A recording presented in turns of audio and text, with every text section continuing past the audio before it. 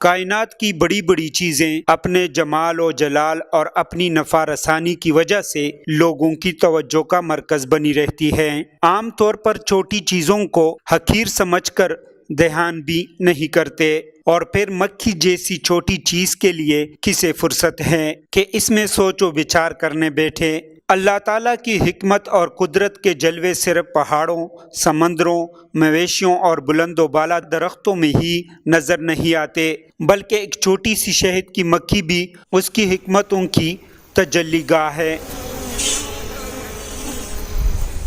اس کے مختصر سے چھاتے میں بھی کرشموں کا انبار لگا ہوا ہے۔ وادی تیرا میں مکھی پالنے والوں کا کہنا ہے کہ وادی تیرا ایک زرعی علاقہ ہے۔ اس میں شہد پیدا کرنے کے لیے بے شمار پھل، پھول اور پودے وافر مقدار میں میسر ہیں۔ یہاں کا موسم، آب و ہوا صاف ستھرا ہے اور کافی مقدار میں ہم خالص شہد برآمد کرتے ہیں۔ شہد کا تو مختلف ریٹ ہوتا ہے اور کوئی خاص ریٹ نہیں ہے، شہد کا ایک ریٹ نہیں رکھا ہے کوئی۔ ابھی جو بیکڑ ہم نے بھیجا تقریباً 9,500 کا بھیجا، پلوئی کا جو تھا وہ 13,500 کا تھا، اس وجہ سے کوئی 12,000 کا بیچتا ہے، کوئی 11,000 کا، مختلف قسم کا ریٹ ہوتا ہے۔ بیکڑ سے بھی لے کر آتا ہے، پلوئی سے بھی، جس کو پلوسا کہتے ہیں پشتو میں، اور بیکڑ وہ بازا، آپ لوگوں نے پتہ نہیں دیکھا ہوگا، یعنی اس کو پشتو میں بازا ہم بولتے ہیں، اور بیر سے بھی بناتے ہیں۔ ویسا تو یہ پشتو میں ہم اس کو شرشم بولتے ہیں، اور ویسا سرس بولتے ہیں اردو میں۔ تو یہ ہر قسم، یہ شفتالہ بھی ہم بولتے ہیں، شفتالی سے بھی لے کر آتے ہیں، پشتو میں شفتالہ بولتے ہیں۔ مکھی پالنے والوں کا کہنا ہے کہ شہد کا کاروبار کرنے کے لیے انہیں بہت سفر کرنا پڑتا ہے۔ سردی سے بچانے کے لیے وہ گرم علاقوں کی طرف رخ کرتے ہیں، جیسے بہاولپور اور فیصل آباد۔ گرم سیزن ختم ہونے کے بعد پھر اسی طرح سے کرک، کوہاٹ اور وادی تیرا آتے ہیں۔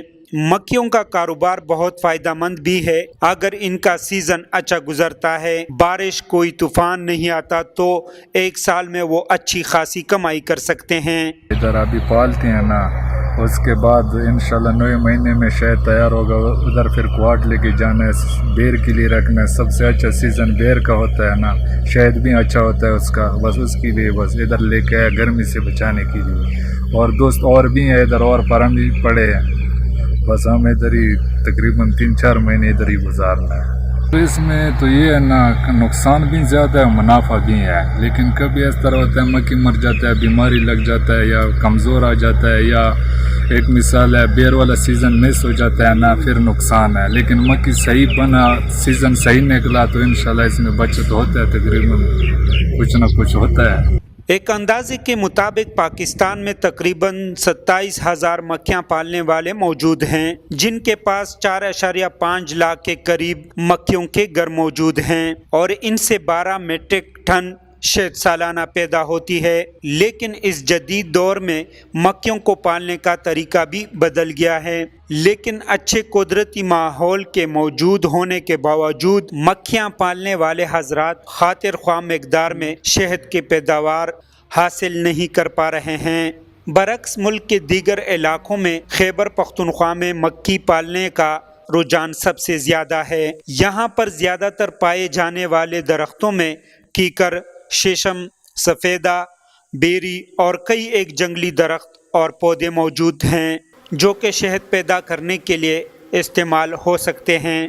تکلیف تو پھر ہوتی ہے جب ایک علاقے سے آپ دوسرے علاقے جاتے ہیں، ادھر پہچان کرنا، ان کے ماحول کیسا ہے، پھر اس طرح جو ہے نا مشکلات پیش آتی ہے، لیکن الحمدللہ پھر وقت کے ساتھ ساتھ جو ہے نا وفقیت ہو جاتی ہے۔ اگر اب کسی ٹائم ہم لے کے آتے ہیں، فرض کا پنجاب سے لے کے آتے ہیں، اس میں ہم چینی دے دیتا ہے خوراک کی وجہ سے، تو پھر اس وجہ سے پہلا کٹ جو ہم نکالتا ہے وہ پہلا قسم ہوتا ہے، جب بعد میں نکالتے ہیں وہ پھر 2 نمبر کا ہوتا ہے، جب اس کے بعد پھر نکالتا ہے وہ ان سے خالص ہوتا ہے۔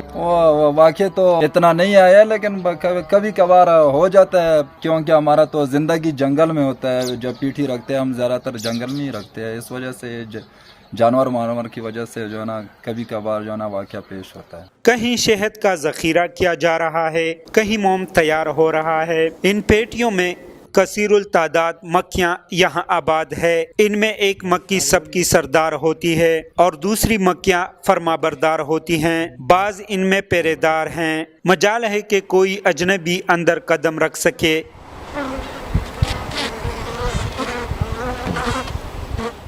एक शहद की मक्खी के छाते में मक्खियों के मुख्तलिफ अक़साम होती हैं जिनमें अहम किरदार अदा करना है। ताहम सबसे अहम और सबसे तवील ज़िंदगी गुजारने वाली मक्खी मलका शहद की मक्खी है, क्योंकि वो मक्खी की वाहिद जिनसी तरक्की याफ्ता किस्म है। इसका मतलब है कि वो अंडे देने में ज़िम्मेदार हैं, जो शहद की मक्खियों की नई नस्ल में दाखिल होती है। हाँ, सिर्फ बड़ा होता है, इसमें वो पहचान ये है उसका, बड़ा होता है। और ये है ना, वो सिर्फ अंडे देते हैं ना, बच्चा मचा एक मिसाल अंडे वो डालते हैं। और बाकी मक्खी है ना, ये बाहर जाता है, कोई पानी लेके आता है, कोई ये फूल वगैरह लेके आता है, और कोई बच्चे के ऊपर बैठा होता है, कोई गेट के साथ बैठा होता है। बस यही काम है इसका। ये गेट के साथ बैठे होते हैं, ये ऐसी तरह होते हैं चौकीदार होता है ना, क्योंकि बाहर से दूसरी पीटी वाला आता है, पहला तो इसको कंट्रोल करता है जी, इसको अंदर न जाने दे। लेकिन एक मिसाल चला गया फिर तो कभी मसला बन जाता है, आपस में लड़ जाता है, उसको उठाना पड़ता है, नहीं तो बच गया तो कोई मसला नहीं।